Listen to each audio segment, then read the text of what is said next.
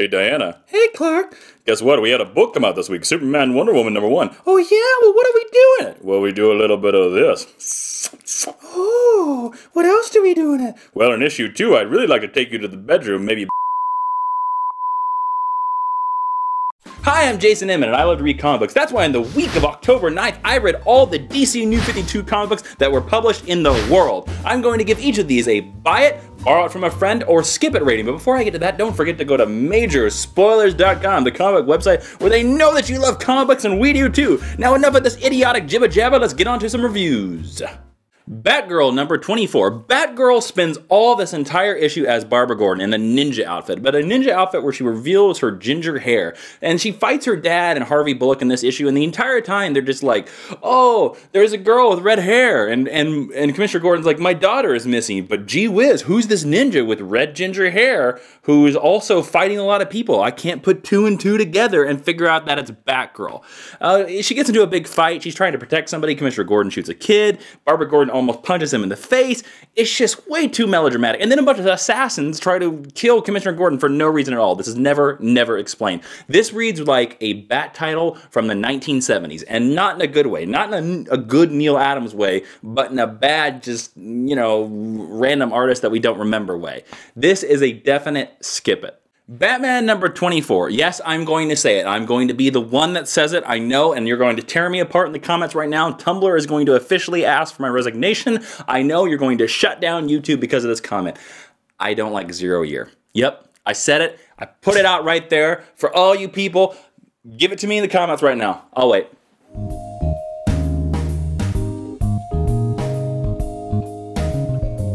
Just do it. Go ahead. I'll give you time. Good? Tear me apart below? Okay, let me give you your reasons. This is why. Batman seems very soft and emotional in this issue. And that's not that because I'm some robot that doesn't like Batman with emotions. I do. I'm okay with my emotions. I'm secure. I can feel a little bit. Do you see that Superman Wonder Woman kissing scene I did in the beginning? Totally full of feels. Right there for you. I just don't like that Bruce Wayne in this issue, like he has to have the uncle to rely on, and he has to have the Alfred to rely on, and he's got to have touchy-feeling conversations with Alfred and all that stuff like that, and then he's got to have a press conference to tell you like, oh hey, the Red Hood gang's behind me, we should go beat him up, and then he gets a high and tight, which is a Marine cut, which Batman's never been a Marines. I just don't like that. It may be that I'm too entrenched with Batman Year One, and I like my Batman that's tough as nails, cut off from society, grim. He's just grim and gritty. I don't like emotional, feely Batman. The only thing I do like about this issue is Greg Capullo with his purple gloves and that awesome Bob Kane redesign, and a shout out to Batman Detective Comics #27. I mean, and I like the Red Hood, and I like that the idea that this is maybe the Joker. I hope this isn't the Joker. I mean, it's pretty solid that this is the Joker. The leader of the Red Hood gang, spoilers, is Joker, but I don't want it to be Joker, you know, because he doesn't talk like Joker. He talks like Scott Snyder writing the Joker, which I don't like. And I like Scott Snyder. I like the ideas that he has done for this book. This book is really, but I think the real superstar here is Greg Capullo. Greg Capullo is firing on all rockets here, but Year One is my Batman origin, not this one. I mean, this is a cool alternative take to a Batman origin, but Batman Year One, baby. That's my origin. I still like it. It's still a definite buy it, but it's just, 0 year is not my year. My year is Year One. Catwoman #23. The Joker's daughter shows up and Catwoman wears a gas mask. That's about it. Skip it. Constantine #7. What? You say this book is all about magic-y stuff and then black art? Well, skip it. Oh, that's good London tea. Forever Evil Arkham War #1. Basically, this is Bane, and big old Bane is coming to break the Bane of the prison. I like saying Bane. Can you tell that? I like saying Bane. It's just a good word. Bane's a good word. It's a good name for a Batman villain. It's a good word. It's a good villain. But he's not so good in this book because he comes and he tries to break into Arkham Asylum, and he's just big old Bane, and the artist tries to make him big and muscly, and he recruits Professor Pig, and the Penguin has a war. This is just a book. If you like Batman's villains, you're going to really dig this book. If you don't like Batman's villains, oh, stay away. The art's kind of decent, you know, but there's not really any part of me as a Batman fan that's been screaming for a scene where Bane's like, Professor Pig, you can help me free this city? And Professor Pig's just like, literally, he just oinks at him. That's all that happens. You know, if you're a Batman fan, I would say buy it. Otherwise, I would say this is a skip it. Green Lantern Corps #24. Lights Out Part 2. Damn it! Just because I say lights out doesn't mean you take the lights out. I mean, this is not... I paid my electricity bill. Lights up! Thank you. So, this, I predict, is the book where they originally were intending to kill John Stewart. Basically because the planet, you know, last issue in Lights Out Part 1, the central power battery blew up, and now in this issue, Oa blows up. Spoilers, yeah, you're way past spoilers. And John Stewart decides to stay back on the planet. In the last minute, a Green Lantern takes his place, so John Stewart doesn't stay there, but he would have been there when Oa blows up. So, I can't remember the writer's name, but there was a writer that was going to take over Green Lantern and Green Lantern Corps, and he didn't want to do it because DC was like, oh, you got to kill John Stewart, you got to kill John Stewart, you got to kill John Stewart. And the internet erupted in fire. I think this is how they were going to do it. I think John Stewart was going to be on Oa, and it's going to blow up. Basically, I don't like this issue. I don't.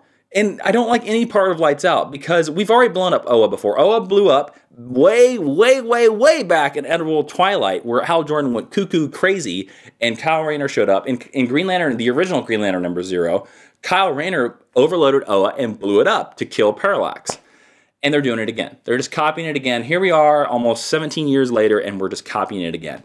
This issue shows us why Green Lantern with Jeff Johns worked so well. Because we cared about the characters. We had a character that we were solidified, and so we didn't care that there were space aliens around. We didn't care that there were moons, and we didn't care that there was a giant 25 feet conehead that was the villain. Because we cared about the central character. We cared what happened to him and that he had this most powerful weapon in the universe on his hand. But now it's just the aliens and shit blowing up, and we just don't care. I just don't care. This is a skip it. Lights Out. Katana #8. What? You say Katana is given a visit from the Falconer? No, not enough to read this book. Skip it. Nightwing 24, and the big Tony Zuko storyline, the supposedly claimed to be by the writer, the definite Nightwing story, ends with a whimper and not a bang, as the moment, the climactic moment where Tony Zuko and Nightwing finally face to face, the man who killed Dick Grayson's parents, they finally meet, and what happens? Nightwing just teams up with him, and the guy just turns himself in, and there's no powerful moment. There's no powerful scene. There's no great moment where Dick Grayson has to debate whether he's going to kill the man who killed his parents, because you know that thought has crossed this man's brain, and there's no thought, there's no reveal. It would have been cool if there was a reveal where Tony Zuko figures it out, because obviously he's going to figure out, oh, this Nightwing guy's, hey, this Nightwing guy's been chasing me across the country, yo. I wonder why. The only guy I've ever killed in the entire universe were the Graysons, and now there's this guy, this vigilante, who's the same age as their son, and he's chasing me across country.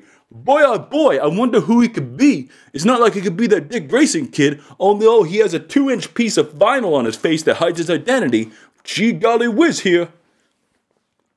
Tony Zuko is smarter than that. I hate to tell a book how to write its book, but this book was just so underwhelming for Nightwing. It just was on autopilot. There was no thought put behind this story. Nightwing, case in point, the climactic moment is the prankster has bombs on a train. The train is going forward. Nightwing gets on the train. And how does Nightwing stop the train? The climactic action scene of the book that we've been building through this entire storyline. Nightwing throws 2 batarangs. That's it. He throws 2 batarangs, and the bridge goes kablooey, and the train just goes away. And that's it. That's what our drama has been building to. Nightwing throwing 2 batarangs. Not, let's say, Tony Zuko sacrificing himself because he realizes that Nightwing and Grayson are the same to stop the train and save the city, becoming a hero in the end, redeeming himself in Dick Grayson's eyes. I mean, powerful character moments that are wasted is like introducing the idea of Chekhov's gun and then killing the main character with a broom. It just doesn't work, and that's why this book is a skip it. And I hate to say skip it to Nightwing because I love you, buddy. I love you. And I hate to say skip it, but skip it. Stormwatch #24. What? You say this book has the birth of Extremex? Go home, 1990 Comics, go home! I say, introducing crazy names with Extremex and Mark. What is this? A Rob Liefeld company? Good. Skip it. Good tea. Suicide Squad #24. Wait, I know you're thinking this is going to be a skip it, but no, this book was great. Don't throw things. Don't. In one issue, Matt Kind has revitalized this issue. He has introduced Steel. He has introduced the Unknown Soldier. He has introduced Deadshot and Harley Quinn and some other skier character that I don't know who it is. And they're all getting coordinates from a character that they think is Amanda Waller in the Colorado Mountains. But it's not Amanda Waller. It's the Thinker who's kidnapped Amanda Waller. And suddenly we have a ragtag team that is put together, fighting for stakes that they don't know, and they have to band together. This is what Suicide Squad is all about. Shady dealings, Deadshot shooting people, and now you put my favorite Superman character in there, Steel. I am sold. I am there. You have now elevated this stupid title into the top of the DC New 52. Buy this issue. I know this is not a joke. This is not a prank. Buy this issue. Superboy number 24. It's a fight inside the mind of Superboy. On this side, we have Dr. Psycho. On this side, we have Psycho Pirate. On this side, we have a person wondering why so many characters in the book are named Psycho. It's a telepathic fight. Not a telepathic fight. Inside the mind of Superboy. This book would be interesting if two things. Superboy would actually stop being manipulated by people, and he had a good origin, because his origin right now in the New 52 is so convoluted that I have no idea what is going on half the time. He's some living weapon that's being created, I don't know, back and forth. Anyways, let's get a clear motivation for Superboy. Let's make this clear. Let's do that. And then two, he gets rid of that bad Tron costume and actually maybe wears, let's say, the New 52 early days t-shirt and jeans Superman costume, because how awesome would that look? That's the best costume in the New 52, and nobody's wearing it. Why? Wear it, Superboy. Wear it. Skip it. Skip this issue. Wear that costume. Superman Wonder Woman number 1. Have you seen this cover? Look at this. It's so much cover. It's like so much cover that you should pay three times the price, because it's 3 times the cover. I never thought I would like this book. I never did. I thought it was fluff. You put Superman and Wonder Woman in the same title, you make them kissy-kissy like I did at the beginning of this video, and that's it.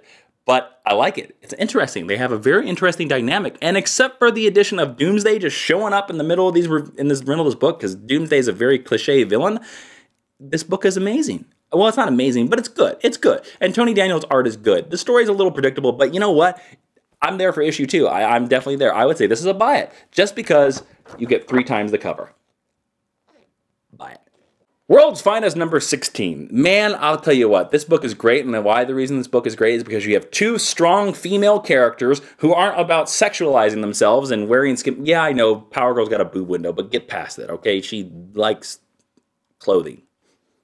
But they're 2 powerful characters, and they don't just talk about their boyfriends and stuff like that. They talk about what matters to them, and it seems like a real relationship. It seems like real people, and that's why I dig about it. It's very powerful, and it works. It works so well. Basically, this issue, Power Girl's powers have been fading. They've been either really strong or really weak, and she doesn't know why, and she has to basically depend on Helena to get by, which makes the relationship even stronger. My theory is that Supergirl from Earth 2, Power Girl, can't handle our sun, and she can't recharge fully. So she's like getting like half a charge, you know, like sometimes when you plug in your iPhone and like you only plug in like one spoke into the wall, and your iPhone like just goes full blast and starts blaring like Daft Punk everywhere. You know, you've been there. That's what I think the theory is. She just needs to jam in fully. You get me. I don't take it that way. Buy this book. And that's all the DC New 52 comic books for October 9th. As always, go to majorspoilers.com, the comic book website where they know that you love comic books, and we do too. As always, check out Dueling Reviews. Every week they review one comic, and they just, every week they do a new comic. It's a pretty cool podcast. You just, you know, you can listen to it with your ears, tickle your ear brains. It's really cool. As always, leave a comment below. Tell me what I should review next week. Do you like these reviews? Do you think I was too crazy? Should the English butler guy that loves tea come back? You tell me in the comments below. Thank you all for watching this video. Please share this video. It's only because of shares that I get to make more of these videos. And it's only because you go to cool sites like Major Spoilers that these videos happen. Make that happen, people. I internet love all of you. And eat your vegetables, don't do drugs, and drink your milk. I'm Jason Inman. Be seeing you. Oh yeah, when to go to the ultimate albino. You like to kill and I send paper while you read the road. This is what we are, islands in the stream. Can we not sing? I just want to do. No, no. You're violent. Yes, I know. Look at my muscles. Look at this ab. Look. No, it's good. Let me kiss it. Oh yes, kiss it more. Lower. What are you holding? You want a teacup? I have a teacup for you. Here you go, Diana. Well, good job. Women, right? No offense. Seriously. I love you. What was that you said? Sorry, I don't hear you.